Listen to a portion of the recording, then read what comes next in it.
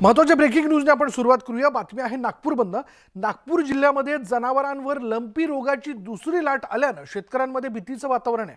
प्रशासनानं जनावरांच्या बाजारपेठा बंद केलेल्या आहेत। या लंपीच्या दुसऱ्या लाटेत आतापर्यंत 55 जनावरांचा मृत्यू झाला आहे। जिल्ह्यात आतापर्यंत 259 जनावरांना लंपीची लागण झाली आहे। लंपीचा आजार थांबवण्यासाठी जिल्हा प्रशासनाची लसीकरण मोहीम सुरू आहे। मध्य प्रदेशासह शेजारच्या जिल्ह्यांमधून नागपूर जिल्ह्यात जनावरं वाहतुकीवर देखील बंदी घालण्यात आली आहे।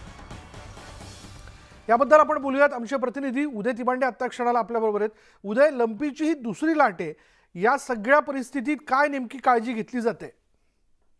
खरं तर लंपीच्या पहिल्या लाटेपेक्षा ही दुसरी लाट अतिशय धोकादायक ठरेल अशी स्थिती नागपूरमध्ये आहे। कारण आतापर्यंत नागपूर जिल्ह्यातला जर विचार केला तर लंपी या आजारानं 55 जनावरांचा मृत्यू झालेला, तर जवळपास 260 जनावरांना जी आहे ती लंपीच्या आजाराची लागण झालेली आहे। नागपूरचा जर प्रामुख्याने विचार केला तर मध्य प्रदेश आणि छत्तीसगड मधून जी आहे ती मोठ्या प्रमाणात जनावरांची वाहतूक होत असतं आणि त्यामुळे हा जो आजार आहे हा मध्य प्रदेश किंवा छत्तीसगड मधून मोठ्या प्रमाणात येऊन त्याचा संसर्ग जो आहे तो नागपूर जिल्ह्यात वाढण्याची शक्यता आहे। त्यामुळे प्रशासनाने जे आहे ते जनावरांच्या बाजारपेठा बंद करण्याचा जो आहे तो निर्णय घेतलेला, सोबतच मोठ्या प्रमाणात लसीकरण प्रतिबंधात्मक लसीकरणाची वाढ देखील जी आहे ती केली आणि यासाठी म्हणजे गावाच्या लेवलवर ग्रामसेवक स्तरावर जे आहे ते प्रयत्न प्रशासनाकडून केले जात आहे।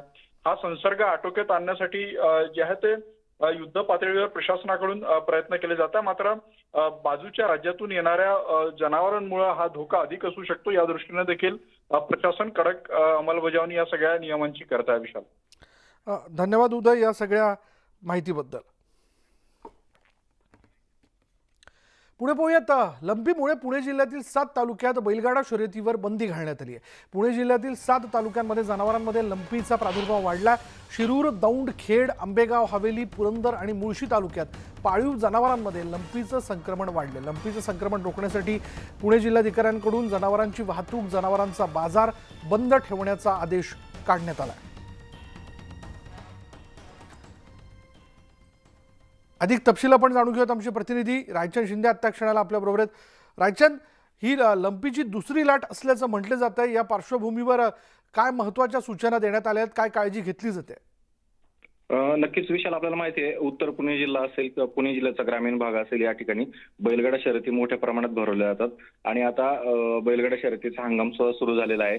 याच पार्श्वभूमीवरती जिल्ह्यातील जे 7 तालुके, या 7 तालुक्यामध्ये लंपीचे जनावरांमध्ये जास्त संक्रमण आढळते। याच पार्श्वभूमीवरती पुण्याच्या जिल्हाधिकाऱ्यांनी हे आदेश काल उशिरा जारी केलेले आहेत।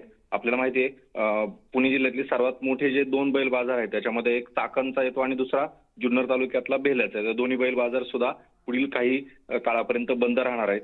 त्यामुळे बैलांचा बाजार असेल किंवा बैलगाडा शर्यती असेल, या दोन्ही वरती सुद्धा जिल्हाधिकाऱ्यांनी बंधनं आणलेली आहेत। विशाल, धन्यवाद रायचंद या सगळ्या माहितीबद्दल।